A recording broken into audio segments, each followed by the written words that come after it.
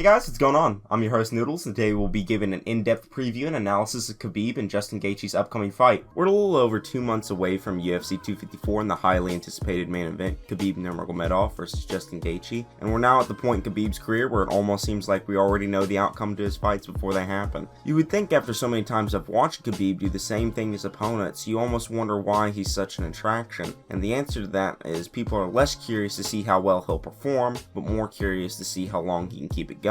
Every fight Khabib takes part in is simply an experiment to try and crack the code that is Khabib's fighting style. Justin Gaethje is the latest contender to step up to the plate, and he is one of the most tough savages in the lightweight division. This is a man who backs down from no one and is willing to lay out everything in order to win and obtain what he wants.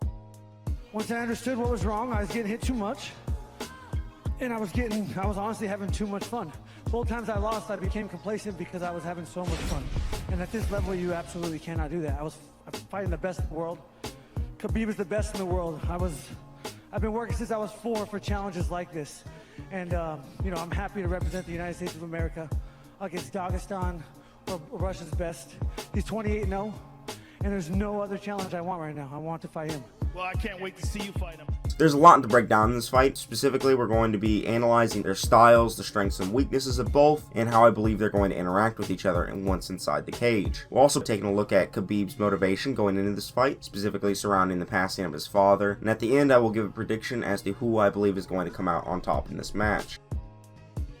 Justin's record currently sits at 22 wins and 2 losses, and he is the interim lightweight champion, with notable wins over Edson Barboza, Donald Cerrone, and most recently, the Boogeyman, Tony Ferguson. Gaethje's style is one that is widely adapted over recent years and has developed an expectation to bring an unexpected tactic to the octagon every time he enters. In Justin's most recent bout against Tony Ferguson, we truly saw the full metamorphosis of Gaethje's style. He still carried his usual high pressure and aggressive pace, but he stayed patient throughout the entirety of the fight. Instead of constantly throwing bombs like he used to, he instead waited for Tony to overextend himself and drop his hands, and he retaliate with a cross or a hook. This is virtually the first time we've seen Gaethje stick to a defensive counter-striking method, which relied a lot on his footwork and his head movement, and it was well known that Tony Ferguson's striking defense was a bit unorthodox.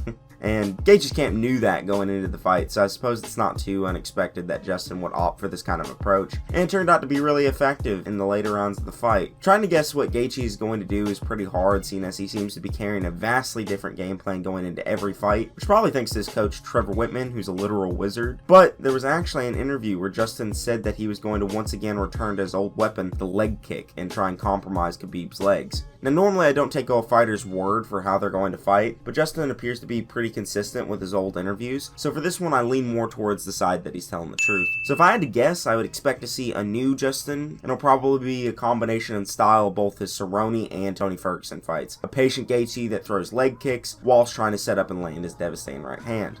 Moving on to Khabib, well, we already know what Khabib is going to try and do. He's done it in every fight, and he's already said what he's going to do. For those that are new to the UFC, Khabib is going to try and smash Justin with his Dagestani wrestling. Khabib seems to bring a pressure to every fight that so far none of his opposition have been able to deal with. Similar to Gaethje, Khabib always tries to pressure his opponents against the fence to limit defensive options, not really striking defense like how Justin does, but rather limits the defensive wrestling. Khabib's Dagestani wrestling, otherwise known as Sambo, specializes in body lock takedowns on the open mat or against the fence, leg locks while riding the opponent's back, removal of the opponent's escape options via taking away their post, and vicious ground and pound supported by chokes. This is the bread and butter that Khabib works with literally every fight to beat every single one of his opponents, and seeing that he's currently sitting at an undefeated record, it seems nobody has figured out the proper counter to his style. Khabib's striking, although limited, is actually super underrated. He has shown decent boxing like in the Ally Aquina fight, and the occasional leg kicks like the Barboza fight, but it's worth noting Khabib has very strong defensive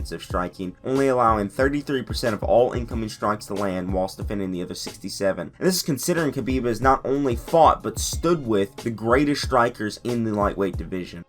Khabib's wrestling and striking defense are obviously some of the best in the division, but now let's talk about how Gaethje stacks up to it. First, I would like to talk about the advantages Justin has over Khabib. In terms of finishing ability, Khabib has only really ever shown us wins by submission and ground and pound TKO. Many of Justin's wins, however, have come by way of knockout or TKO, which is actually due to the insane power Justin carries in his hands. It's quite obvious in terms of striking power, it definitely leans towards Justin, and I would say overall Justin is a much more technically skilled striker than Khabib. He's quite a bit more precise than Khabib, with a striking accuracy coming in at 59% of strikes landed versus Khabib's 49%, which means for about every 10 shots thrown, Justin is landing one more strike than Khabib, which may not seem like a lot, but considering fights can have hundreds of strikes thrown per fight, it can be quite an advantage. Justin also has the highest strikes landed per minute in the UFC lightweight division, surpassing not only all the top contenders, but literally everyone in the lightweight rankings. And to put a cherry on top of that, he's number 2 in strikes landed per minute in the entire UFC, coming in at almost 8 strikes landed per minute, just below Paulo Costa. The only advantage Khabib has in the department of striking is his striking defense, which although useful, it can be argued that the people that he is fighting are not completely focused on the striking due to the stress of the takedown, which may cause them to hesitate or pull punches. In short, Justin has a massive advantage in offensive striking, although lacking in defensive striking makes up for it in volume and accuracy. Next, we'll move on to Justin's grappling, which is quite possibly the most interesting aspect of the fight. Justin is actually an NCAA Division I All-American wrestler, and for those that don't know, the NCAA is regarded as the most prestigious American wrestling association, and they have 3 divisions: Division 3, 2, and 1, Division 1 being regarded as the most prestigious and competitive among them. In 2010, Justin preceded an NCAA Division I championship and placed 7th at the tournament, which granted him All-American status, a title that can only be earned by placing in the top 8 of your weight class. This is by far the most decorated wrestler Khabib has ever faced, and on top of that, Justin has an 80% takedown defense rate. It can also stand to reason that Justin would be able to utilize this wrestling in the fight to try and take Khabib down, but Justin doesn't really shoot takedowns. It's out of character for him. Even though Justin does change his style from fight to fight, he still does try to maintain some roots in his initial message to be entertaining, and he simply doesn't find it entertaining. So he's not going to try and shoot the takedown, or at least I wouldn't suspect he would. Now let's talk about Gaethje's game plan. From what he said in interviews, Gaethje is not planning to use any offensive wrestling and only defend the takedowns Khabib, and he's going to try and use leg kicks to compromise the calf of Khabib and pick him apart on the feet. Then I can get back up, and if I can get back up, then I can hit him. I only got to kick him, 8 times in the calf before he's compromised. There's a lot of factors. There's a lot of things. So this raises the question of whether or not Khabib will be able to withstand the power and placement of Justin's monstrous leg kicks. And to answer this question, we will need to take a look at some of Khabib's past fights, particularly the Edson Barboza fight, one of the most dangerous kickers in the UFC ever.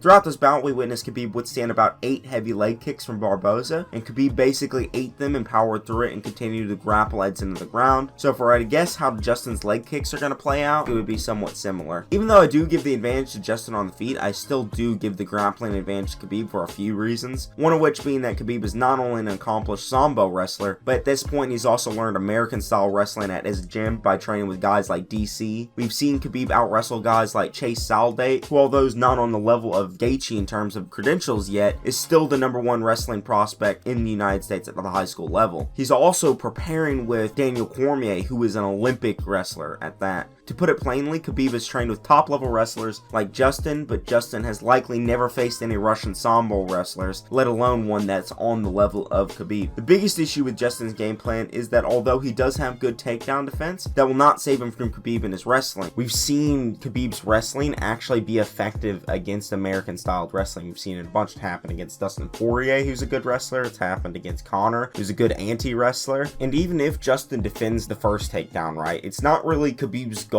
to hit the first takedown. It's the second takedown, it's the third takedown, it's the fourth takedown. He's completely relentless, and usually his goal in the beginning is just to get his hands on you so he can push you against the cage. Like even if he fails the takedown, doesn't matter. Khabib is an excellent chain wrestler, so he's going to keep trying to go after Justin. And if you guys remember, Justin's biggest weakness is his cardio. I know he had good cardio in the Ferguson fight, but he's not going to be able to maintain that cardio while wrestling someone like Khabib. Justin himself has said that his biggest X factor, his biggest problem with cardio is wrestling. So for someone like Khabib, where he's going to be fighting him for potentially 5 rounds of non-stop wrestling, I see Justin gassing out. I don't necessarily believe that he's going to be able to maintain that level of cardio for all 25 minutes. The longer the fight goes on, I think the more it goes into Khabib's Khabib's advantage. The only way I really see Justin winning this fight is if he clips Khabib early and gets a quick first or second round KO. Alright, so I have one more question that I need to answer to finish off the video, like I mentioned earlier, but a lot of people are questioning Khabib's motivation going into this fight after the passing of his father. And to be honest, it's really hard to tell whether or not this will play a factor. There's always the chance this could hurt his camp. There's also the possibility that it will motivate him in training. We saw a similar situation like this with Walt Harris in the build up to the Overeem fight, but the answer is to simply wait and see because we really have no idea the mental state of Khabib and what it will be during the fight. Other than that, guys, I hope you enjoyed. If you like this kind of content, make sure to like and subscribe and give your thoughts in the comment section below. Peace.